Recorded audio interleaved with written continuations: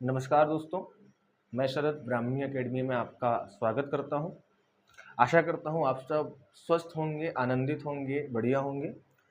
और आपने कल का लेक्चर भी देखा होगा, कल का वीडियो भी देखा होगा और उम्मीद करता हूं कि आपको चीज़ें समझ में आई होगी। मैंने जो समझाने का प्रयास किया है, अपनी ओर से बेहतर प्रयास किया है, तो मैं पूरी आशा करता हूँ कि आपको चीज़ें समझ में आई होंगी।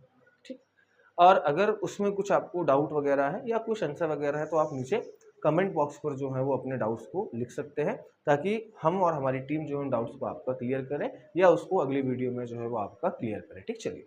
आज हमने पिछले लेक्चर में हमने क्या देखा था, हमने देखा था कि भाई दर्शन क्या होता है ना। दर्शन शास्त्र जो है वो क्या होता है, मतलब दर्शन क्या है, और दर्शन का जब हम अध्ययन कर रहे हैं तो क्या हो गया, दर्शन शास्त्र हो गया, फिलॉसफी हो गई। फिर हमने देखा कि भाई दर्शन का जन्म कैसे होता है। हर व्यक्ति क्या है, हमने देखा दार्शनिक है, बस कोई अच्छा दार्शनिक है, कोई बुरा दार्शनिक है। फिर हमने देखा कि भाई जो दर्शन है वो पाश्चात्य दर्शन और भारतीय दर्शन दोनों अलग अलग हैं। पाश्चात्य के हिसाब से या वेस्टर्न के हिसाब से अगर हम देखें तो दर्शन क्या है, हमने वो देखा कि वहां पर दर्शन का मतलब क्या हो गया, ज्ञान के प्रति प्रेम या ज्ञान के पास तक पहुंचने का प्रयास करना, उसके प्रति अनुराग होना, वो क्या है भाई, वहां पर दर्शन है। और भारतीय दर्शन में हमने क्या देखा, भारतीय दर्शन में हमने देखा कि भाई जो मोक्ष की बातें होती है, जिसमें हम किसी एक परम सत्ता की बात करते हैं और उसमें ही विलीन होकर हम मोक्ष की बात करना चाहते हैं, वो क्या हो जाएगा भाई, ध्यान रखिएगा, वो आपका क्या रहेगा, वो रहेगा भाई आपका भारतीय दर्शन। हमने कल ऐसा देखा था यहाँ पर, है ना, वो मेरा भाई मुझे याद है, मैंने यहाँ पर लिखा हुआ था, यहाँ पर पीपीटी में था, इसलिए मेरा यहाँ पर जा रहा है। ठीक, चलिए। तो हमने कल वो चीजें देखी। उसके बाद हमने देखा था कि भाई दर्शन के तीन पक्ष हमने देखे थे, कौन कौन से। हमने देखा था भाई तत्व मीमांसा क्या होता है, जिसमें ईश्वर, आत्मा और जगत की बात की जाती है, उन पर प्रश्न चिन्ह लगाए जाते हैं और उसका उत्तर जानने का प्रयास या उसके सत्य को जानने का प्रयास किया जाता है, उनके आपसी संबंध को जानने का प्रयास किया जाता है। उसके बाद हमने देखा कि भाई ज्ञान मीमांसा हमने देखी। ज्ञान मीमांसा में हमने क्या देखा, एपिस्टेमोलॉजी में हमने क्या देखा, उसमें हमने देखा कि भाई जहां पर हम ज्ञान की बात करते हैं कि ज्ञान भाई क्या है, ज्ञान हम कैसे प्राप्त कर सकते हैं, क्या ज्ञान प्राप्त करने की कोई सीमा है, क्या ज्ञान को प्रमाणित किया जा सकता है। जब हम इन सब की बात करते हैं, ज्ञान की प्रकृति कैसी है, क्या ज्ञान आत्मनिष्ठ होता है या ज्ञान जो है वो आपका वस्तुनिष्ठ होता है, जब इन सब की हम बात कर रहे थे तो उसको हम क्या कहते हैं भाई, आपका एपिस्टेमोलॉजी कहते हैं या उसको हम ज्ञान मीमांसा कहते हैं। और उसके बाद तीसरा हमने क्या देखा था, नीति मीमांसा देखा था। और नीति मीमांसा एथिक्स में हमने क्या देखा था, जहां पर हम मूल्यों पर विचार करते हैं, जहां पर हम आपके एथिकल वैल्यूज की बात करते हैं और उन मूल्यों पर विचार करके हम ये निकालते हैं कि कौन सा मूल्य जो है वो आपका अच्छा है और कौन सा मूल्य आपका अच्छा नहीं है, और कौन सा मूल्य, जो मूल्य आपका अच्छा है, क्या उसको व्यवहार में लाया जा सकता है, उसको कितना व्यवहार में लाया जा सकता है और उसके हिसाब से उसको व्यवहार में उतारना, ये क्या कहलाता है भाई आपका। जब इस बात पर हम चर्चा करते हैं तो उसको हम क्या कहते हैं भाई, आपका नीति मीमांसा कहते हैं। ठीक। उसके बाद मैंने आपको कहा था कि आज से जो है हम क्या प्रारंभ करेंगे भाई, दार्शनिकों को प्रारंभ करेंगे। और भाई षड दर्शन को जो है वो हम भारतीय जो है, जब दार्शनिक प्रारंभ करेंगे तब पूरा भारतीय दर्शन को हम देखेंगे।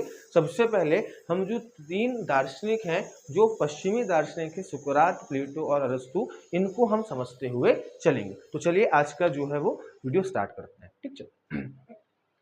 सुकरात के बारे में पढ़ने से पहले अगर हम बात करें तो सुकरात से संबंधित जो है वो हमको क्या जानने पड़ेंगे भाई, आपके प्रश्न जानने पड़ेंगे। ठीक। अब ध्यान रखो, सुकरात से संबंधित प्रश्न क्या बन सकता है, सुकरात से संबंधित प्रश्न ये बन सकता है कि भाई आपसे जो है वो पूछ लिया जाए कि भाई सुकरात के समक्ष कौन सी दार्शनिक समस्या थी।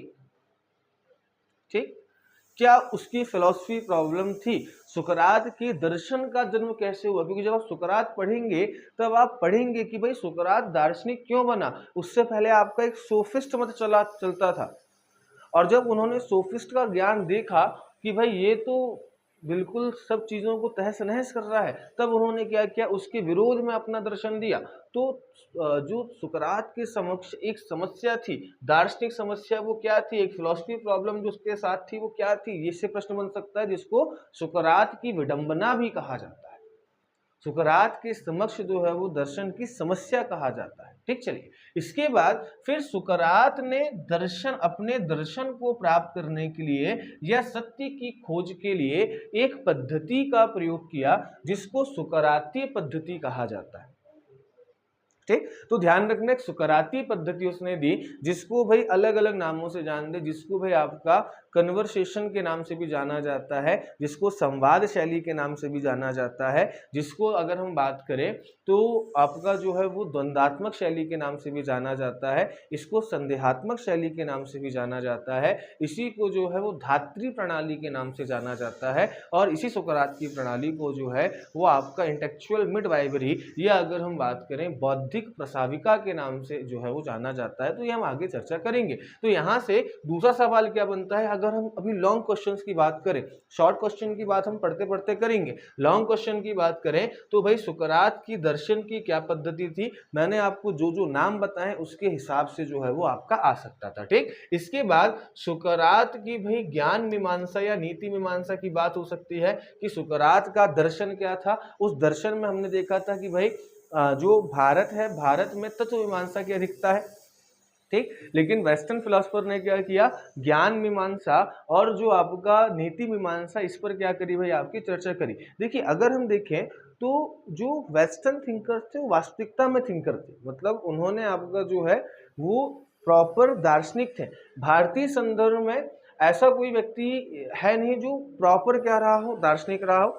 अगर हम देखें, हाँ चारवाक शंकर को देखें तो बहुत हद तक इन्होंने दर्शन की बातें करी हैं, लेकिन इनका दर्शन जो है वो आपका एक तरीके से आध्यात्मिक दर्शन तक क्या था भाई आपका सीमित था। इसके बाद हम जिसकी जो दर्शनों की जिन दर्शनों की बात करते हैं, चाहे उसमें महात्मा गांधी हो, चाहे उसमें दयानंद सरस्वती हो, चाहे उसमें राजा राम मोहन राय हो, ये सारे क्या है भाई, ये समाज सुधारक हैं। हमने क्या किया, इनकी कुछ विचारों को, इनके कुछ मूल्यों को, इनकी कुछ शिक्षाओं को हमने क्या किया भाई दर्शन में शामिल कर लिया, ताकि इनसे भी हम क्या करें, कुछ आपका सीख पाए, इसलिए इनको दर्शन में शामिल किया गया। ठीक, चलिए तो ध्यान रखना इनके दर्शन की हमको बात करनी है, इनके विचारों की हमको बात करनी है। अब इनसे अगर आपको पूछ ले कि भाई दर्शन नहीं, इनकी थिंकिंग बताइए, विचार बताइए, तो बात वही हो गया। और उसके बाद छोटा सा एक प्रश्न देख लेंगे मूल्यांकन के साथ, क्योंकि भाई कई बार प्रश्न बनने की संभावना हो सकती है कि सुकरात के दर्शन की क्या करें भाई आप मूल्यांकन करें, तो कई बार मूल्यांकन से भी आपका जो है सवाल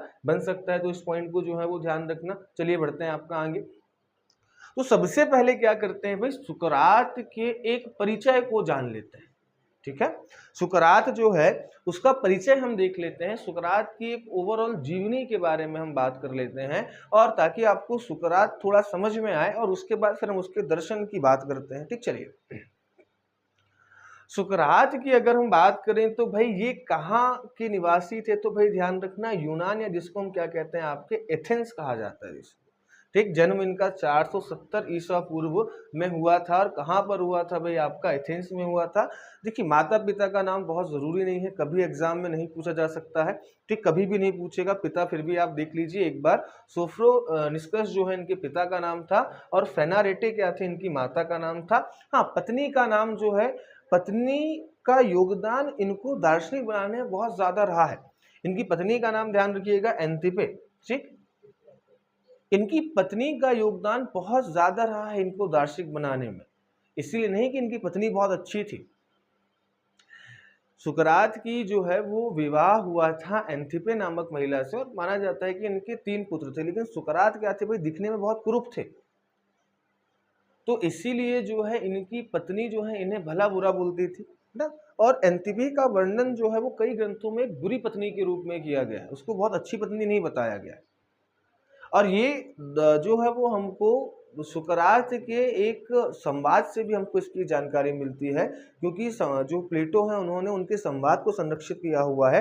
तो भाई एक शिष्य ने आकर जो है वो सुकरात से पूछा कि गुरुजी क्या विवाह करना चाहिए, तो सुकरात ने कहा कि हाँ भाई करना चाहिए, क्योंकि अगर आपको एक अच्छा जीवन साथी मिला तो आपका जीवन बन जाएगा, लेकिन अगर आपको मान लीजिए खराब जीवन साथी बना या खराब जीवन साथी मिला, तो आप क्या बन जाएंगे भाई, सुकरात बन जाएंगे।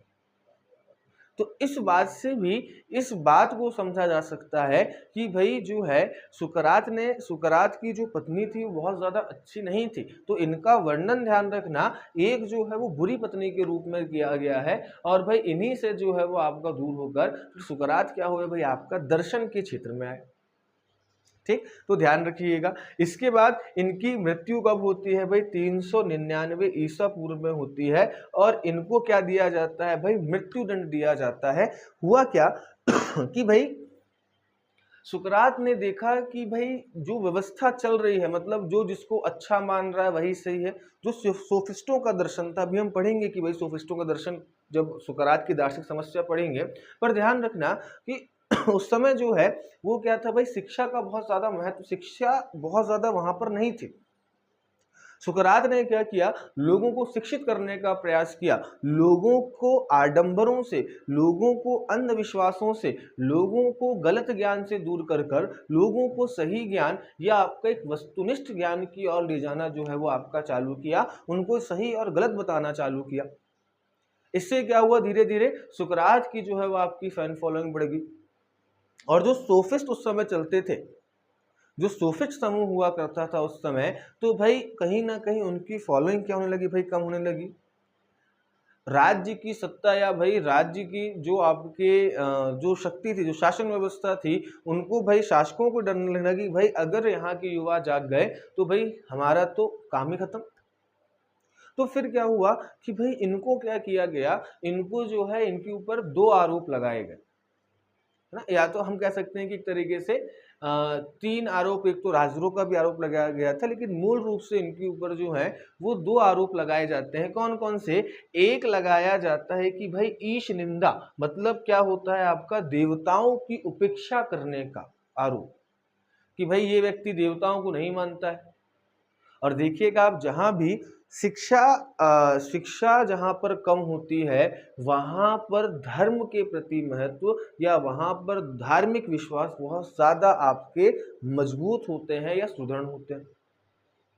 और शिक्षा क्या करती है, शिक्षा धार्मिक विश्वासों का, शिक्षा धर्म का विरोध नहीं करती है, शिक्षा आपको एक चिंतनशील प्राणी बना, मतलब जो आप चिंतनशीलता का जो गुण है आपके अंदर, उसको क्या करती है, विकसित करती है।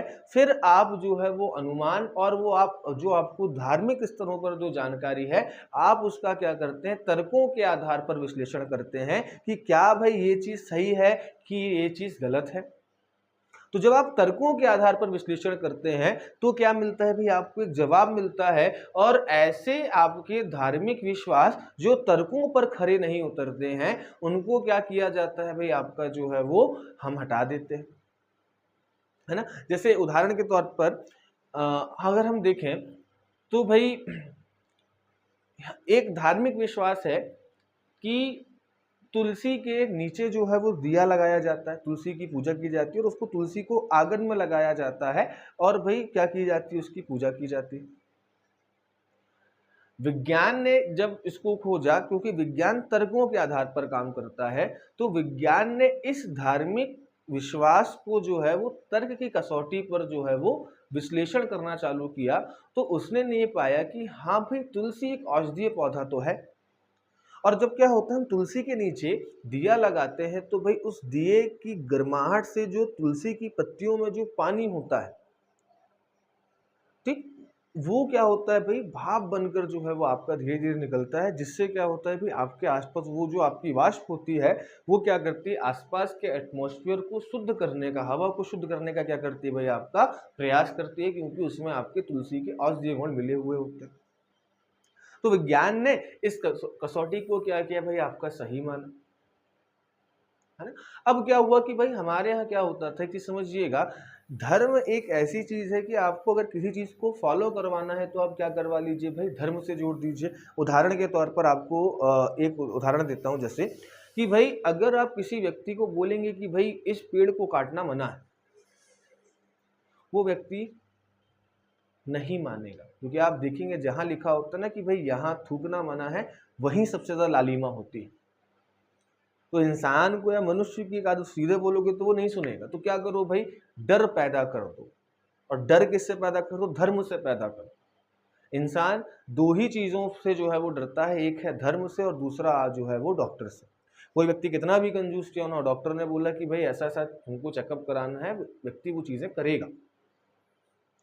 तो धर्म से हमने क्या कर दिया भाई, जोड़ दिया कि भाई जैसे हमने पीपल की बात कर दी, पीपल के पेड़ को नहीं काटना चाहिए क्योंकि उसमें देवी देवताओं का निवास होता है, रात को भूत पिशाचों का निवास होता है, जबकि सत्यता क्या है कि भाई वो सबसे ज़्यादा ऑक्सीजन प्रदान करता है। तो हमने क्या किया कि हमारे जो धार्मिक विश्वास थे उनको हमने क्या किया, एक अपनी जो तार्किक कसौटी है उन पर हमने उनका विश्लेषण किया और उसमें से जो हमको लगा कि नहीं भाई ये चीज़ सत्य है या ये तर्क की कसौटी पर खरी उतर रही है, तो हमने उसको क्या किया भाई, आपका अपना लिया। और यही काम कौन कर रहे थे भाई, आपका सुकरात कर रहे थे। और इससे क्या हो रहा था कि जो धार्मिक अंधविश्वास हो रहे थे वो दूर हो रहे थे, और इससे क्या हो रहा था कि जो सोफिस्ट हैं उनका जो है फॉलोइंग क्या हो रही थी, कम हो रही थी। तो उन्होंने क्या किया कि भाई इनके ऊपर ईश निंदा का आरोप लगा दिया, इनके ऊपर ये आरोप लगा दिया कि भाई ये क्या कर रहे हैं, जो यूनान के जो युवा हैं उनका क्या कर रहे हैं भाई, पथभ्रष्ट कर रहे हैं। और ये आरोप लगा कौन रहा है, जो खुद स्वयं पथभ्रष्ट है, जिन्होंने कह दिया कि भाई मनुष्य ही सब कुछ है, मनुष्य के हिसाब से सही चीजें सही, गलत चीजें गलत होगी। सुकरात ने कहा ऐसे कैसे हो सकता है भाई, कोई चीज सही या गलत है मनुष्य के आधार पर अगर आप बात करेंगे तो कहेगा चोरी भी अच्छी बात है। तो जब उन्होंने भाई ये चीज़ों युवाओं को उन्होंने शिक्षित किया, तो जब इनके ऊपर क्या किया गया, दो आरोप ईश निंदा के लगाए गए। कहा गया भाई ये व्यक्ति नास्तिक है, ईश्वर को नहीं मानता, अपना खुद का एक ईश्वर बना रहा है। दूसरा इन्होंने क्या कहा कि भाई ये जो है वो भगवान की निंदा करता है। और तीसरा क्या कि भाई युवाओं को प्रतिभ्रष्ट करता है। ये 3 नंबर में आपको जो शॉर्ट्स आपके सवाल हैं उसमें बन सकता है, शॉर्ट क्वेश्चन में, अति लघु उत्तरीय में, कि भाई जो है वो सुकरात के ऊपर कौन से आरोप लगाए गए थे। तो ध्यान रखना, ईश निंदा मतलब ईश्वर की निंदा, और दूसरा अगर हम बात करें तो भाई युवाओं का प्रतिभ्रष्ट करने का। फिर क्या हुआ कि इनको जो है वो क्या किया गया कि भाई इनकी फॉलोइंग बहुत ज़्यादा थी सुकरात की। तो इन्होंने क्या किया कि भाई सुकरात को पब्लिक में फांसी वगैरह नहीं दी, या पब्लिक में सार्वजनिक तौर पर उनको मृत्युदंड नहीं दिया। क्या किया इन्होंने कि भाई सुकरात को जो है उन्होंने जो है वो एक जेल के अंदर जो है विष पीने को दे दिया। अब कई लोग जो उनके फॉलोअर्स बहुत थे, तो कई लोगों ने क्या किया कि भाई जो है वो कुछ ऐसी व्यवस्था की जिसे सुकरात जो है वो भाग सके। और सुकरात को उन्होंने कहा कि भाई आप क्या कीजिए, हम जो है वो पूरी व्यवस्था कर कर आए हैं, आप क्या कीजिए भाई इस जेल से बाहर होकर आप यूनान से बाहर चले जाइए। तो सुकरात ने एक शब्द कहा, बोले कि देखो भाई मनुष्य को तो मरना है ही, मैं आज नहीं मरूंगा तो कल किसी और प्रकार से मेरी मृत्यु हो जाएगी। मनुष्य को ये पता है कि मनुष्य को एक दिन मरना ही है, शरीर नश्वर है, आत्मा अमर है ना। तो शरीर ही मरेगा, आत्मा तो क्या रहेगी, अमर रहेगी। देखो ये दर्शन होता है ना, शरीर तो मर जाएगा, नश्वर है, लेकिन भाई आत्मा, आत्मा तो क्या है भाई आपकी अमर है। फिर उसके बाद क्या कहा कि भाई अगर मान लो आज सुकरात भाग गया या सुकरात जिंदा रहा तो उसके विचार मर जाएंगे। मतलब शरीर जिंदा रहा तो विचार मर जाएंगे, भागने से भाई क्या होगा, बच जाएगा वो, पर वो भगोड़ा घोषित हो जाएगा। और सुकरात ने कहा भाई मैं मरने से नहीं डरता हूं, लेकिन भाई मैं यूनान राज्य का एक पक्का नागरिक हूं, मैं भगोड़ा साबित नहीं होना चाहता। और इसलिए नहीं होना चाहता क्योंकि अगर मैंने शरीर या अपने प्राण बचाने का प्रयास किया तो मेरे अभी तक के जो विचार है वो क्या हो जाएंगे भाई, मर जाएंगे। और अगर शरीर मर गया तो मेरे विचार जो है वो बने रहेंगे। तो जब मुझे ये तय करना पड़े कि भाई मुझे शरीर को नष्ट करना है या अपने विचारों को नष्ट करना है, तो मैं अपने शरीर को नष्ट करना चुनूंगा। और उन्होंने क्या किया भाई, आपका विष का प्याला पी लिया। ऐसे व्यक्ति थे सुकरात। ठीक, चलिए इनको आगे अगर हम बात करें इनके बारे में, तो इनको क्या किया जाता है भाई, जब आप इनकी बात करेंगे, इनके परिचय को हम आगे बढ़ाते हैं। ये भाई यूनान के दार्शनिक थे, इनको यूनान का महान दार्शनिक कहा जाता है। इस पॉइंट को ध्यान रखना। ठीक है, अब एक चीज ध्यान रखिएगा, यूनान जो है यूनान के महान दार्शनिक इनको कहा जाता है। और इनको पश्चिमी चिंतन का अगर हम बात करें, जो वेस्टर्न फिलॉसफी है उसका क्या कहा जाता है भाई, जनक कहा जाता है। वेस्टर्न फिलॉसफी का इनको फादर ऑफ वेस्टर्न फिलॉसफी कहा जाता है, पश्चिमी दर्शन का जनक कहा जाता है। देखिए, पश्चिमी दर्शन की शुरुआत कहाँ होती है? पश्चिमी दर्शन की शुरुआत होती है थेल्स से, जिन्होंने लगभग 600 ईसा पूर्व क्या बात कही? इन्होंने बात कही, इन्होंने सोचा और इन्होंने क्या कहा कि भाई जो पृथ्वी है या जो संसार है या ये जो दुनिया है, ये किससे बनी है? जल से बनी है। इन्होंने क्या कहा थेल्स ने कि भाई दुनिया जो है वो किससे बनी है? भाई आपका जल से बनी है। तो इन्होंने क्या किया? कोई ना कोई विचार किया और भाई विचार करना ही क्या कहलाता है? दर्शन कहलाता है। तो पश्चिमी दर्शन का प्रारंभ कहाँ से होता है? थेल्स से होता है। और उन्होंने क्या कहा कि दुनिया किससे बनी हुई है? आपका पानी से बनी। जैसे हम मानते हैं ना कि भाई पंच प्राणों से बनी हुई है, वैसे ही उन्होंने क्या माना कि भाई जल से बनी हुई है। पर इसको विधिवत रूप से जो भाई दर्शन जिसको कहा जाता है, सत्य तक पहुंचने की जो बात की गई है, जो वास्तविक दर्शन है, वो किसने दिया? भाई ध्यान रखना आपका, वो दिया सुकरात ने। इसलिए इनको पश्चिमी दर्शन का जनक माना जाता है। साथ ही साथ में यूनान के दार्शनिक थे, ध्यान रखना, ग्रीस के दार्शनिक थे ये। इसके बाद इनको सबसे बुद्धिमान जो है वो ग्रीक कहा जाता है, सबसे बुद्धिमान जो है वो आपका इंटेलिजेंट ग्रीक कहा जाता है। अब इसमें ध्यान रखना, इन्होंने कुछ सिद्धांत दिए हैं। ठीक, अब देखिए होता क्या है कि भाई सुकरात के बारे में अब तो वो प्रश्न क्या आता है, आजकल जो पैटर्न चल रहा है उसके हिसाब से वो क्या करते हैं कि वो आपके बारे में जानना चाहते हैं कि आप कितने आयाम में लिख सकते हैं। तो उन्होंने क्या किया, पहले स्पष्ट लिखते थे कि भाई सुकरात के जो है वो दर्शन या नीति मीमांसा को समझाइए, है ना, या सुकरात के समक्ष जो है वो सोफिस्टों के क्या क्या विचार थे ये बताइए, या भाई गांधी जी के ट्रस्टीशिप सिद्धांत को बताइए।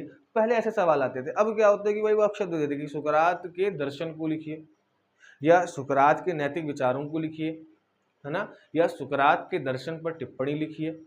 अब वहां पर आपको कुछ ना कुछ तो इंट्रोडक्शन देना पड़ेगा, है ना, तो ध्यान रखिएगा ये चीज। तो सुकरात जो है इन्होंने दो तीन सिद्धांत दिए। एक तो इन्होंने दिया सद्गुणों का सिद्धांत, ये हम सब चीजें आगे पढ़ेंगे, अभी केवल एक बेसिक तौर पर समझिएगा। इन्होंने क्या दिया भाई? सद्गुणों का सिद्धांत दिया। ठीक, इन्होंने थ्योरी ऑफ वर्च्यू दी। और सद्गुण मतलब क्या भाई? सिंपल चीज, एक तरीके के अच्छे गुण या संस्कार।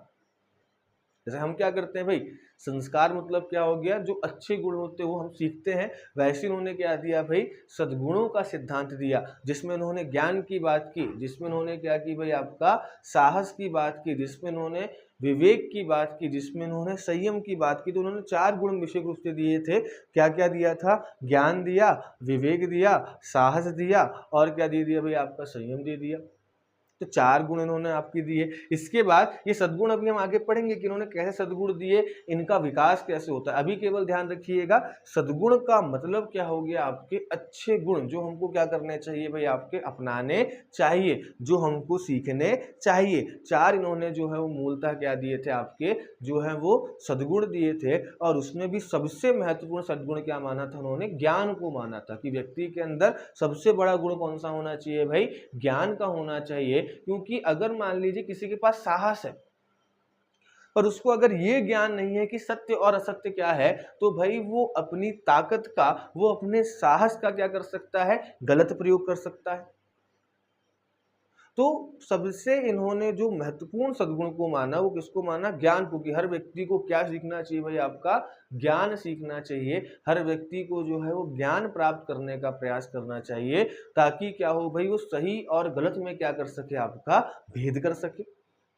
दूसरा, इन्होंने एक सिद्धांत और दिया, संप्रत्यय का सिद्धांत दिया, या इसको क्या कहा जाता है? कॉन्सेप्ट कहा जाता है। ठीक, तो इन्होंने भी कॉन्सेप्ट का कॉन्सेप्ट दिया। समझ रहे हैं आप? सुकरात ऐसे व्यक्ति थे जिन्होंने क्या दिया भाई? कॉन्सेप्ट का कॉन्सेप्ट दिया, जिन्होंने कॉन्सेप्ट की थ्योरी दी। संप्रत्यय का क्या दिया भाई? आपका सिद्धांत दिया। ठीक, ये भी हम देखेंगे। अब संप्रत्यय क्या होता है थोड़ा समझिएगा। संप्रत्यय मतलब क्या है? जैसे मान के चलो कोई भी वस्तु है, या मनुष्य की हम बात करें, जो भी कोई भी विषय या कोई भी वस्तु है। अब इसमें दो प्रकार के गुण होते हैं। एक तो क्या कि भाई एक उसकी अनावश्यक विशेषताएं होती हैं, और एक उसकी क्या होती है भाई? आवश्यक विशेषताएं होती हैं।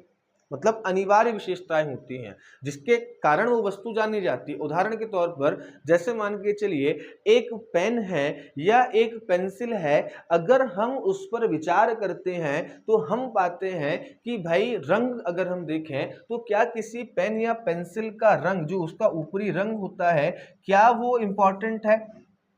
ऐसा है क्या कि ये ऊपर का जो रंग है वो अगर मान लीजिए ब्लैक है तो अच्छा चलेगा, या मान लीजिए ये वाइट है तो खराब चलेगा? ऐसा तो कुछ नहीं है। ठीक, दूसरा अगर हम बात करें तो भाई इसका पदार्थ कि भाई प्लास्टिक का बना है या ये जो है वो मेटल का बना है, ये मायने नहीं करता। जब हम देखेंगे तो ऐसे गुण क्या करते हैं, हम आपको निकाल देते हैं। अब इस पर इसका आवश्यक गुण क्या है कि भाई इसमें क्या हो, भाई आपका स्याही हो, इसमें इंक हो, जिससे क्या हो भाई आपका लिखा जा सके कुछ, है ना। या इसका जो मूल गुण है वो क्या है कि भाई जिससे आपका लिखा जा सके, उसको हमने क्या कह दिया, पेन कह दिया। जैसे हम मोबाइल की बात करें, मोबाइल में हम देखेंगे कि भाई मोबाइल चाहे आपका नीले रंग का हो, चाहे पीले रंग का हो, चाहे ब्लैक कलर का हो, चाहे सिल्वर कलर का हो, कोई उससे फर्क नहीं पड़ता क्योंकि वो उसका आवश्यक गुण नहीं है। अगर हम बात करें वो किस पदार्थ का बना है, वो भी आवश्यक गुण नहीं है। वो कितने मेगापिक्सल उसमें कैमरा है, कितनी मेमोरी उसमें है, ये सब इंपॉर्टेंट नहीं है। इंपॉर्टेंट क्या है कि उससे क्या किया जा सकता हो भाई, आपका कोई फोन किया जा सकता हो, और कैसे किया जा सकता हो भाई, आपका वायरलेस तरीके से जो है वो आपका किया जा सकता हो। तो ये क्या हो गया, इसका आवश्यक गुण हो गया, है ना। जैसे आप समझिए कि भाई कई बार क्या होता है, जब हम नए नए जब मोबाइल लेते हैं तो हम सोचते हैं कि भाई इसमें ये फीचर देखेंगे, इसमें ये फीचर देखेंगे। अंततः जब आप उस पर विचार करते हैं और जब आप परिपक्व होते हैं तब आपको समझ में आता है कि मोबाइल का यूज़ जो है वो आपका अधिक से सबसे ज़्यादा किसके लिए होता है, केवल फ़ोन उठाने के लिए, केवल व्हाट्सअप चलाने के लिए। वो तो आप सामान्यतः करते हैं, है ना। हाँ, जो लड़कियां हैं उस मामले में कैमरा भी देखती हैं। लड़कों को तो कोई शौक ही नहीं होता कैमरे का, बहुत कम लोग होते हैं ना। लड़कियों को सामान्यता होता है तो वो कैमरा भी देखती, तो उनके लिए एक आवश्यक गुणों में अपने कैमरा जोड़ दिया। लेकिन बाकी अगर हम बात करें तो एक ये चीज़ हमने देख ली। अगर हम बात करें मनुष्य की, तो मनुष्य के आवश्यक गुण, जब हम मनुष्य पर चर्चा करते हैं या मनुष्य पर जब हम आपका विचार करना प्रारंभ करते हैं तो हम देखते हैं कि मनुष्य के जो है वो आपके आवश्यक गुण कौन कौन से और अनावश्यक गुण कौन कौन से हैं। जैसे अगर हम बात करें तो मनुष्य के 2 हाथ हैं, क्या ये आवश्यक गुण है? नहीं भाई, जरूरी नहीं है। मनुष्य के 2 हाथ नहीं होंगे तो भी वो क्या कहलाएगा भाई, आपका मनुष्य कहलाएगा। ठीक, मनुष्य जो है वो खा सकता है? नहीं भाई, खाते तो प्राणी है, ये प्राणियों का गुण हो गया। मनुष्य का एक गुण क्या है जो उसको मनुष्य बनाता है, तो वो है भाई उसका चिंतन, वो है क्या, उसकी सोचने की क्षमता, वो क्या है भाई उसका विवेक, जो उसको लोगों से या किसी पशु से क्या बनाता है भाई, आपका अलग बनाता है। तो ध्यान रखिएगा, जब हम किसी विषय पर चर्चा करें, डेफिनेशन के तौर पर अगर मैं बात करूं, अगर हम किसी विषय पर या किसी वस्तु पर जब चर्चा करते हैं या उस पर जब हम चिंतन करते हैं और हम उसके अनावश्यक गुणों को हटा देते हैं, केवल अनिवार्य गुणों को जब हम देखते हैं, तो वो अनिवार्य गुण क्या कहलाते हैं, किसी भी चीज के अनिवार्य गुण क्या कहलाएंगे भाई, ध्यान रखना, अनिवार्य गुण कहलाएंगे आपके संप्रत्यय कहलाएंगे या कॉन्सेप्ट कहलाएंगे। इस पॉइंट को ध्यान रखिएगा। ठीक, चलिए बढ़ते हैं आपका आगे। दूसरा अगर हम बात करें तो अगला इन्होंने क्या दिया भाई, एक परिभाषा का सिद्धांत दिया। इन्होंने क्या किया कि भाई आपका जो है वो डेफिनेशन की क्या दे दी भाई, इन्होंने आपका थ्योरी दे दी। ठीक, चलिए, तो इन्होंने क्या किया भाई, डेफिनेशन की जो है वो थ्योरी दे दी। और इन्होंने डेफिनेशन के बारे में क्या कहा, इन्होंने डेफिनेशन के बारे में ये कहा कि भाई ये जो आपके अनिवार्य गुण है ना, इनको मिनिमम शब्दों में कह देना परिभाषा है। किसी भी वस्तु पर हमने जब विचार किया तो हमने उसके आवश्यक गुणों को और अनावश्यक गुणों को अलग अलग कर लिया। अनावश्यक गुणों को हमने हटा दिया, केवल आवश्यक गुणों को हमने रखा। और इन आवश्यक गुणों को जब हमने मिनिमम शब्दों में कह दिया तो भाई वो क्या हो गया, वो हो गया कि भाई आपका परिभाषा, उसको हमने क्या कह दिया, परिभाषा कह दिया। उदाहरण के तौर पर जैसे हमने देखा कि भाई मनुष्य जो है वो खा सकता है, मनुष्य जो है वो चल सकता है, मनुष्य जो है वो आपका सो सकता है, मनुष्य जो है वो आपका घूम फिर सकता है, मनुष्य जो है वो चिंतन कर सकता है, मनुष्य सोच सकता है, जो है वो मनुष्य स्थिति के हिसाब से या सोच समझ कर क्या ले सकता है भाई, आपका निर्णय ले सकता है। जब हमने सब विचार किए तो हमने देखा कि बाकी चीज़ें तो आवश्यक नहीं है, बाकी चीज़ें तो जो है वो प्राणियों में भी होती है, प्राणी भी खाते हैं, प्राणी भी चल फिर सकते हैं, प्राणी भी घूम फिर सकते हैं, प्राणी भी अपनी भाषा में बोल सकते हैं, प्राणी भी देख सकते हैं, प्राणी के भी अंग होते हैं। मनुष्य में एक अलग चीज हमको क्या मिली, चिंतन देखने को मिला। मनुष्य में हमको क्या देखने को मिला, मनुष्य में हमको एक विवेक देखने को मिला। मनुष्य में हमको क्या देखने को मिला, मनुष्य में हमको सामाजिकता देखने को मिली। और हमने मनुष्य की एक परिभाषा बना दी, क्या बना दी कि भाई मनुष्य क्या है, मनुष्य एक चिंतनशील प्राणी है। मनुष्य क्या है भाई, अगर हम बात करें तो मनुष्य एक क्या हो गया, चिंतनशील प्राणी हो गया। मनुष्य एक क्या है, चिंतनशील प्राणी है। ये हमने क्या बना दी भाई, मनुष्य की परिभाषा बना दी। ठीक, या मोबाइल की परिभाषा हमने क्या बना दी कि ऐसा जो है वो आपका वायर रहित उपकरण जिससे संवाद स्थापित किया जा सकता हो, वो क्या हो भाई, आपका मौखिक संवाद स्थापित किया जा सकता हो, वो क्या कहलाता है, मोबाइल कहलाता है। तो परिभाषा क्या है, परिभाषा मतलब ये हो गया कि जो उसके आवश्यक गुणों को क्या करे भाई, आपका मिनिमम शब्दों में बता दे। तो ये भी किसने दिया था भाई, आपके सुकरात ने दिया था। ठीक, चलिए इसके बाद ये सोफिस्ट विचारधारा के विरोधी थे। सोफिस्ट ध्यान रखिएगा, सोफिस्ट विचारधारा क्या होती है, सोफिस्ट विचारधारा का मतलब हो गया कि भाई जो ज्ञान मतलब व्यक्ति के हिसाब से अलग अलग हो। मतलब जिस चीज को व्यक्ति अगर मान लीजिए किसी चीज को अपने हिसाब से सही मानता है तो वो उसके लिए सही होगी। जैसे सिंपल चीज कि अगर हम चोरी की बात करें, अब चोरी अगर आप उसको वस्तुनिष्ठ मानेंगे, आप उसको ऑब्जेक्टिव मानेंगे, तो चोरी करना क्या हो गया, आपका बुरी बात हो गई। लेकिन जो सोफिस्ट कहते थे, ये कहते थे कि भाई आपका जो भी दर्शन या आपका जो भी ज्ञान है या जो कोई भी आपका मूल्य है, ये कैसा होता है, आपका रैशनल होता है, सापेक्षवाद होता है, स्थिति के ऊपर डिपेंड करता है। और ये क्या होता है भाई, आपका रिलेटिविज्म होता है, मतलब आत्मनिष्ठ होता है। अगर व्यक्ति को लगता है कि चोरी करना सही है तो चोरी करना सही है। ये किसने कहा भाई, सोफिस्टों ने कहा। इन्होंने कहा कि मानव ही क्या है भाई, आपका सभी जो है वो वस्तुओं का मापदंड है। मानव ही निर्धारित करता है कोई चीज अच्छी है कि नहीं है। इन्होंने कहा कि इंद्रियों का ज्ञान ही जो है वो आपका सत्य ज्ञान है, या जो ज्ञान का अंतिम सोर्स है, जो लास्ट सोर्स है, वो क्या है भाई, आपका इंद्रियां, सेंसेस है। सुकरात ने जब इनको देखा तो भाई क्या किया, इनका विरोध किया। सोफिस्ट क्या करते थे, सोफिस्ट जो है इनको हम देखेंगे जब सुकरात की दर्शन समझेंगे। अभी ध्यान रखना, सोफिस्ट क्या करते थे, जिसको जैसा ज्ञान चाहिए उसको वैसा ज्ञान दे दिया, है ना। जिसको जैसा ज्ञान चाहिए उनको क्या किया, उन्होंने वैसा ज्ञान दे दिया, है ना। कि भाई आपको ठीक है, जुगाड़ वाला जो काम होता है ना, कि हाँ भाई ठीक है, आपको ऐसा ज्ञान चाहिए, ठीक है भाई ये ले लो। आपको हिंसा का ज्ञान दे दिया, हाँ भाई आप कर रहे हैं तो अच्छी बात है। तो उन्होंने क्या किया कि व्यक्ति के हिसाब से ज्ञान प्रदान किया, जिसको जैसा ज्ञान चाहिए। तो इन्होंने क्या कह दिया, इनको सुकरात ने इनको क्या कहा भाई, आध्यात्मिक दुकानदार कहा। शॉर्ट क्वेश्चन में ध्यान रखिएगा, पूछा जा सकता है कि भाई जो सुकरात है उन्होंने सोफिस्टों को क्या कहा, तो भाई वो कहा उन्होंने आपका आध्यात्मिक दुकानदार कहा। क्योंकि ये क्या करते थे कि भाई जैसे दुकानदार होता है ना, कि किसी भी व्यक्ति को जो सामान चाहिए वो क्या कर देता है, वो दे देता है। वैसे इन्होंने क्या किया, इन्होंने जो है वो कहा कि भाई ठीक है, आपको जैसा ज्ञान चाहिए हम क्या करेंगे भाई, आपको वैसा ज्ञान जो है वो दे सकते हैं। ये किसने कहा था भाई, आपके सुकरात ने कहा था। ठीक, इसके बाद अगर हम बात करें तो भाई इन्होंने जिस शैली को, ये क्या करते थे, आपका एक ही ईश्वर में विश्वास करते थे। इन्होंने कहा भाई अलग अलग ईश्वर नहीं है। हालांकि इस पर बहुत ज्यादा बल उन्होंने नहीं दिया, क्योंकि भाई वो मेनली आपका ज्ञान मीमांसा और नीति मीमांसा पर चिंतन करते थे।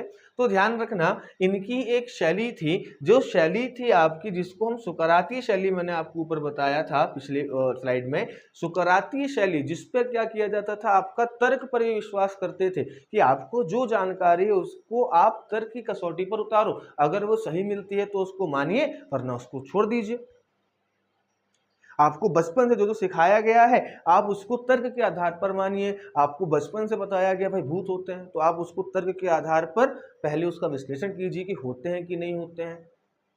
अब विश्लेषण करेंगे कि भाई जब रोशनी होती तब तो हमको भूत नहीं दिखता, तब तो हमको डर नहीं लगता। लेकिन जैसे ही अंधेरा होता है तो हमको भूत का होने का एहसास या आहट होती है, तो हम क्या कर रहे हैं, तर्कों को। तो क्या ये संबंध प्रकाश से है? क्या प्रकाश जो है वो हमारे अंदर भूत का वहम पैदा करता है? जब ये सारी चीजें आपका हम चिंतन करते हैं तार्किक आधार पर, तो ये क्या हो गया भाई आपका, इससे हम सत्य की ओर बढ़ते हैं। तो ये किसको मानते थे भाई, तर्क को मानते थे। दूसरा, ये बातचीत पर विश्वास करते, जैसे मान लो इनकी एक पद्धति क्या थी कि भाई इनसे अगर कोई प्रश्न पूछता था तो ये उससे ही प्रश्न पूछते थे, है ना। जैसे भाई उनसे किसने पूछा कि क्या भाई सुकरात जी ईश्वर है, तो उन्होंने कहा तुम बताओ है कि नहीं। उन्होंने कहा मेरे हिसाब से तो शायद है। तो फिर पूछा कि अगर है तो स्त्री है पुरुष है। प्रश्न पूछने वाले से क्या करते थे, वो प्रश्न पूछते थे, जैसे उसने उत्तर दिया, मतलब बातचीत करते थे, प्रश्न उत्तर करते थे, संदेह व्यक्त करते थे। भाई ये चीज आप ध्यान रखिएगा कि शक करना अलग होता है, संदेह करना अलग होता है। जब आप किसी वस्तु पर संदेह करते हैं तो आप उसके सत्य तक पहुंचने का प्रयास करते हैं, ठीक। ये जो है सभी दार्शनिक संदेह को जो है वो सत्य की खोज का एक साधन मानते हैं, कि जब तक आप संदेह नहीं करेंगे, ठीक। जैसे भाई जब तक आप किसी चीज पर संदेह नहीं करेंगे, आप उसको वैसे का वैसे स्वीकार कर लेंगे।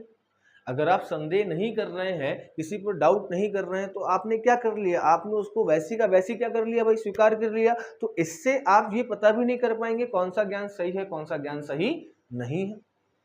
तो ध्यान रखना, इनकी जो शैली थी वो तर्क शैली थी। वो क्या थी भाई, इनकी आपकी जो है वो बातचीत करने वाली शैली थी। ये क्या करते थे, विवाद पर विश्वास करते थे। अब विवाद का मतलब ये नहीं होता कि लड़ाई झगड़ा, विवाद का मतलब ये होता है कि ये किस पर विश्वास करते थे भाई, ये ऐसे विवाद पर विश्वास करते थे जहां से हम सत्य की खोज तक पहुंच पाए, या जहां से हमको क्या मिल पाए भाई, कुछ ज्ञान मिल पाए, ठीक। चलिए, इसके बाद अगर हम बात करें तो इनके शिष्य का नाम ध्यान रखना, कौन थे भाई, इनके शिष्य जो हैं वो प्लेटो थे। तो ध्यान रखिएगा कि भाई सबसे पहले कौन हुए, सुकरात हुए।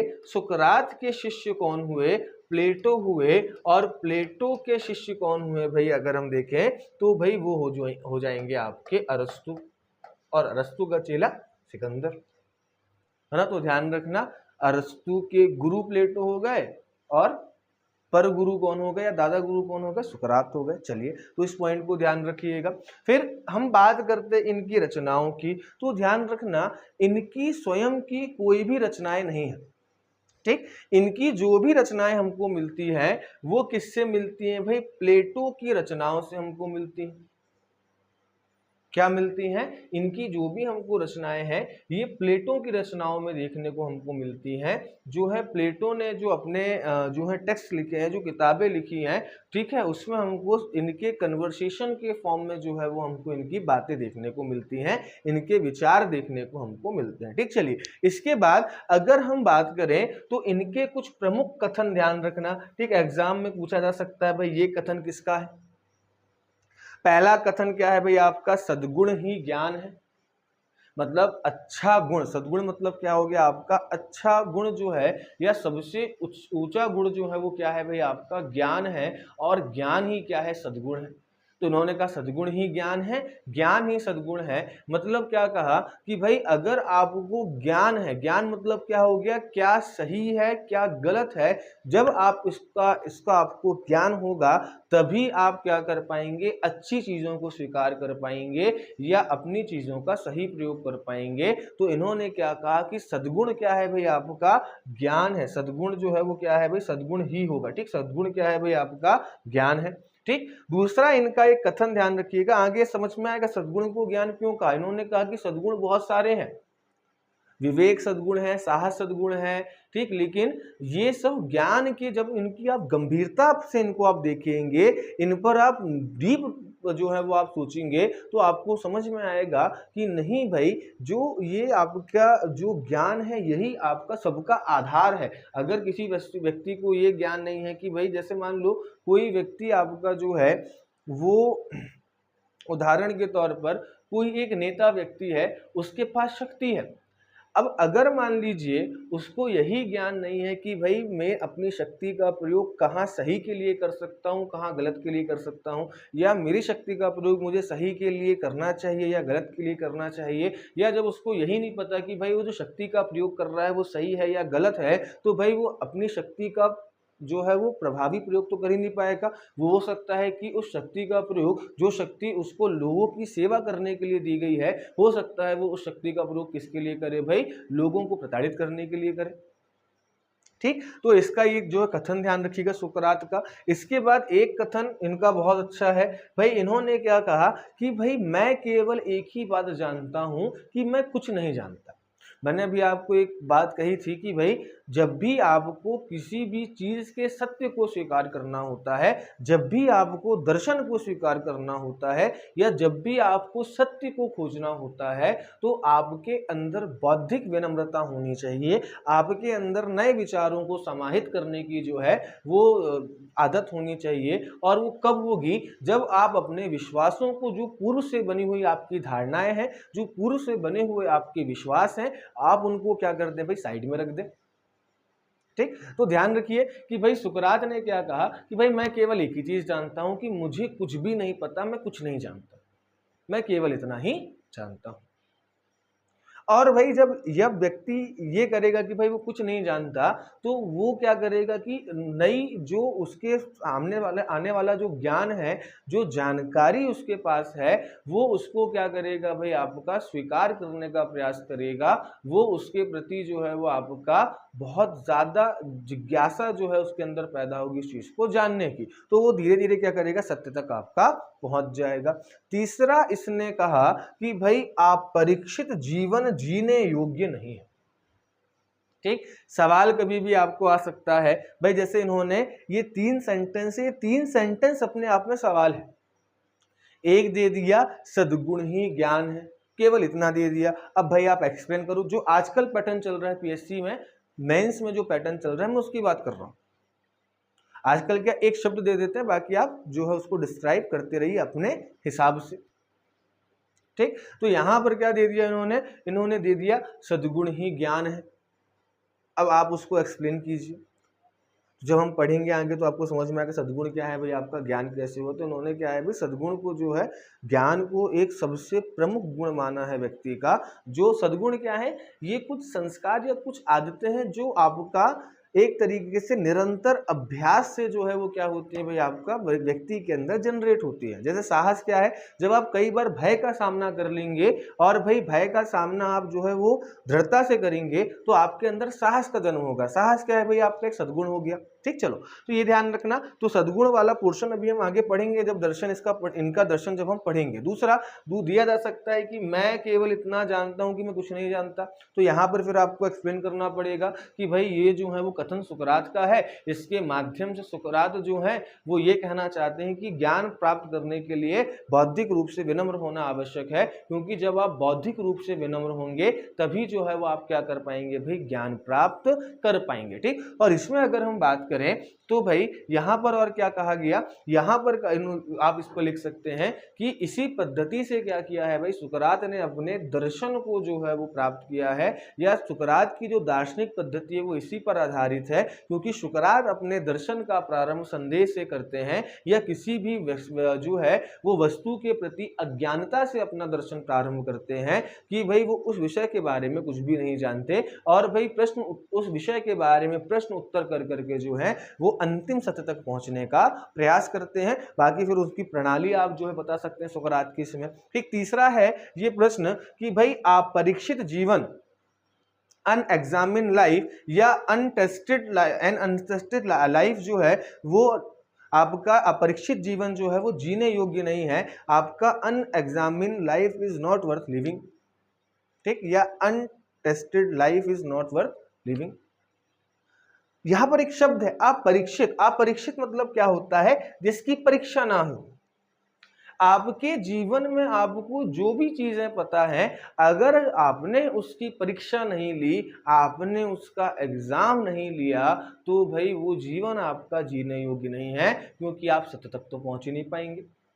उदाहरण के तौर पर जैसे भाई आप सभी प्रीलिम्स की तैयारी कर रहे हैं, आप सभी मेंस की तैयारी कर रहे हैं, अब भाई आप तैयारी कितनी कर रहे हैं, कितनी बेहतर कर रहे हैं, आप इस योग्य हैं या नहीं है, ये किससे डिसाइड होता है? आप कैसे निर्धारित करते हैं? टेस्ट देते हैं, एग्जाम देते हैं, उसमें आपका जो स्कोर आता है उससे आपको समझ में आता है कि नहीं भाई मेरा ये सब्जेक्ट अच्छा है, ये सब्जेक्ट कमजोर है, या ये चीज मेरी गलती थी, ये चीज मेरी अच्छी है।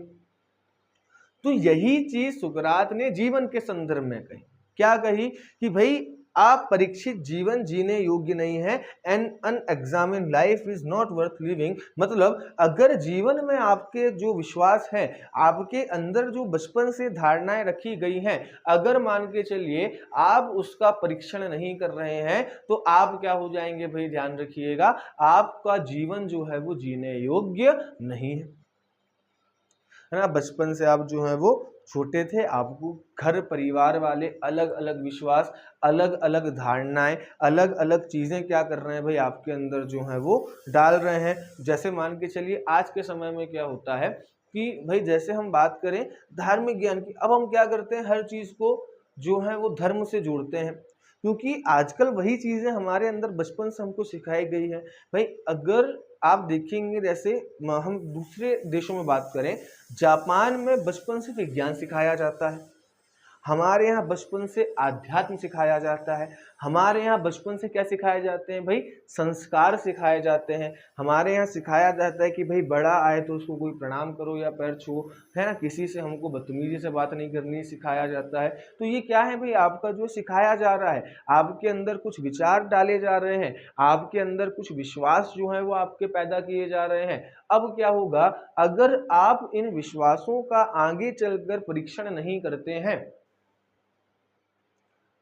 तो आपका जीवन कैसा हुआ आप परीक्षित हुआ। जैसे मैंने उदाहरण दिया कि भाई हम ईश्वर के संदर्भ में जो है वो आपका पढ़ते हैं, है ना, ईश्वर के संदर्भ में हम क्या पढ़ते हैं बार बार, कि भाई आपका जो ईश्वर है वो ईश्वर कैसा है, हम ये देखते हैं, है ना, कि ईश्वर जो है वो है कि नहीं है, ईश्वर निराकार है या सगुण है, उसका कोई भाई आपका जो है निराकार है या किसी रूप में है, हम क्या कर रहे हैं, ये तर्कों के आधार पर देखते हैं। फिर कई बार क्या होता है कि किसी लोगों के धार्मिक विश्वास क्या हो जाते हैं भाई, आपके कम हो जाते हैं, कोई अंधविश्वास है जो है वो क्या हो जाते हैं भाई, आपके कम हो जाते हैं, है ना। जैसे बिल्ली रास्ता काट के जाना जो है वो अशुभ होता है, हम लोग कई लोग ये मानते हैं, सुनते हुए आ रहे हैं, जबकि वास्तविक कारण क्या होता था कि पहले समय में जो है वो आपका भाई लोग पैदल यात्रा करते थे, और पैदल यात्रा करते थे, और भाई ज़्यादा उस समय जंगल भी हुआ करते थे, तो भाई बिल्ली अगर मान लीजिए कहीं से भाग रही है, इसका मतलब क्या है, बिल्ली हम लोग को देखकर भागती है। जब बिल्ली अगर भाग रही है मतलब वहां पर या तो कोई विषैला या खतरनाक जानवर होने की संभावना है, तो आप क्या हो जाइए भाई, सावधान हो जाइए, इसका ये मतलब होता था। उसको हमने धर्म से जोड़ दिया कि भाई बिल्ली जो है वो राहु की सवारी होती है, और भाई राहु को देखकर अगर खिन्नता आ गई तो काम खराब हो जाता है, हमने क्या किया, धर्म से जोड़ दिया। तो जब हमारे ये, जब हम इनकी जो है इन सारे विश्वासों की क्या करते हैं, अपने तर्क के आधार पर जो है वो इनका विश्लेषण करते हैं, तो हमको सही ज्ञान की क्या होती है भाई, प्राप्ति होती है। और ये सही ज्ञान ही क्या होता है भाई, हमको सत्य तक पहुंचाता है, हमको जो है वो एक वस्तुनिष्ठ ज्ञान प्रदान करता है। जैसे उदाहरण के तौर पर, जैसे अपरिचित जीवन क्या हो गया, हमने कहा कि भाई जो है जब हम कभी भी ईश्वर की चर्चा करते हैं तो कई ऐसे प्रबुद्ध व्यक्ति मिलते हैं जो कहते हैं कि भाई इतने सारे ईश्वरों ने जो है वो भारत में जन्म क्यों लिया। फिर कहते हैं कि अगर मान लो ब्रह्मा जी ने संसार को बनाया तो अमेरिका में क्यों नहीं पूजे जाते। अब ये बात उसके दिमाग में आई कहां से, मतलब कहीं ना कहीं उसने इस प्रश्न को अपने दिमाग में किया कि भाई अमेरिका में तो नहीं पूजे जाते ब्रह्मा जी, जापान में तो ब्रह्मा जी नहीं पूजे जाते, वहां पर तो ये नहीं कहा जाता कि भाई ब्रह्मा जी ने जो है वो दुनिया बनाई। हाँ, जैसे अगर हम बात करें, हमने एक जानकारी पढ़ी किताब में, हमने पढ़ा बिग बैंग थ्योरी। अब हम देखते हैं कि उस चीज को भाई हम तर्कों के आधार पर देखते हैं, तो हम उसको सही मानते हैं, तो हम क्या करते हैं, उसको स्वीकार करते हैं। ऐसा नहीं कि ये केवल भारत में होता है कि हम खंडन करते हैं, बाहर भी, जैसे मैंने आपको बताया अभी कि थेल्स ने क्या कहा कि भाई दुनिया जो है वो आपकी जल से बनी है। अब इस विश्वास का क्या किया गया, तार्किक आधारों पर जो है वो जब विश्लेषण किया गया तो हमको क्या प्राप्त हुआ भाई, सत्य प्राप्त हुआ। तो एक ये प्रश्न भी आ सकता है कि आप परीक्षित जीवन जीने योग्य नहीं है, इसका मतलब क्या हो गया कि भाई ये कथन जो है वो ध्यान रखिएगा, ये कथन जो है वो सुकरात का है और इसके माध्यम से सुकरात ये कहना चाहते हैं कि आपके जीवन में जो भी अब तक आपको विश्वास या जो भी आपको ज्ञान मिलता है, जो भी आपके अंदर विश्वास जो पैदा किए जाते हैं, जो भी धारणाएं आपके अंदर बनाई जाती हैं, जो भी ज्ञान आपको दिया जाता है, अगर आप उन सबका परीक्षा नहीं लेते हैं या आप उन सब की जो है वो तर्क के आधार पर या प्रमाण के आधार पर अगर आप उसको जो है वो विश्लेषण नहीं कर रहे हैं, तो भाई क्या है, आपका ये जीवन जीने योग्य नहीं है, क्योंकि कभी आप सत्य तक पहुंच ही नहीं पाएंगे। मैंने आपको कहा कि भाई मैंने कोई भी जानकारी आपको दी, जैसे मैं सुकरात के बारे में ही आपको जानकारी दे रहा हूं, अब आप क्या करेंगे कि भाई इसको जब क्रॉस चेक करेंगे तो आपको समझ में आएगा ना कि मैं सही बोल रहा हूं कि नहीं बोल रहा हूं। और मान लो कि भाई अगर आप इसकी परीक्षा ही नहीं लेंगे, मैं कहूँ कि भाई सुकरात जी कोई नहीं, मेरे दादाजी थे, आप मान लेंगे सीधे, आपने परीक्षा ही नहीं की, आपने सोचा ही नहीं, तो आप सत्य तक नहीं पहुंच पाए। तो यही सुकरात का कहना था कि भाई आपको जो भी जानकारी मिले, आपको जो भी ज्ञान मिले, आप उसके बारे में शून्य बने और उसका जो है वो उस पर वाद विवाद के द्वारा, उसमें जो है द्वंद्व के द्वारा, उसमें प्रश्नोत्तर के द्वारा आप क्या कीजिए, तर्कों के आधार पर उस चीज़ों की परीक्षा लीजिए, उन धारणाओं की परीक्षा लीजिए और फिर उन धारणाओं में से क्या होगा, जो भाई आपकी अनावश्यक चीज़ें हैं, जो आपकी गलत जानकारियां हैं, जो आपके गलत विश्वास है, वो क्या होंगे भाई, आपके दूर होंगे और आप जो है वो सही विश्वासों तक, आप जो है वो सत्य तक क्या होंगे भाई, पहुंच जाएंगे। ठीक, चलिए, तो आज जो है वो हमने अभी क्या देखा, हमने एक सुकरात का ओवरव्यू देखा जिसमें हमने सुकरात की क्या क्या चीजें, मतलब लगभग, अब जैसे मैं आपको जब सुकरात का दर्शन समझाऊंगा तो आपको ये जो हमने आज की क्लास में पढ़ा है ये आपको बहुत ज्यादा हेल्प करेगी। जैसे कल हम जो है वो अब देखेंगे सुकरात की दार्शनिक समस्या वगैरह देखेंगे, तो अब आपको जो है वो सोफिस्ट के बारे में थोड़ा बहुत पता है, आपको संप्रत्यय के बारे में थोड़ा बहुत पता है, आपको जो है वो सद्गुण के बारे में थोड़ा बहुत पता है, आपको सुकरात का व्यू जो है वो थोड़ा समझ में आया। तो अब जो है वो कल से हम सुकरात को आपका और आगे बढ़कर ये देखेंगे कि सुकरात के दर्शन का जन्म कैसे हुआ। अभी तो हमने एक ओवरव्यू देख लिया कि सुकरात ने क्या क्या दर्शन दिया, क्या क्या सिद्धांत दिए। कल हम देखेंगे कि सुकरात के दर्शन का जन्म कैसे हुआ और वहीं पर हम समझेंगे कि जो सोफिस्ट चलते हुए आ रहे थे, जो सोफिस्ट हम बार बार नाम ले रहे हैं सुकरात के समय या सुकरात के दार्शनिक समस्या के में हम सोफिस्ट नाम जो बार बार आ रहा है, ये क्या है, इन्होंने ऐसा क्या कहा कि सुकरात ने दर्शन दिया। तो ये सब चीजें हम कल देखेंगे, सोफिस्ट कौन थे, क्या करते थे, उनका क्या दर्शन था और उसने सुकरात को कैसे दार्शनिक बनाया, है ना। तो ये हम आपका देखेंगे कल। तो मिलते हैं आपसे अगले वीडियो में। धन्यवाद, जय हिंद।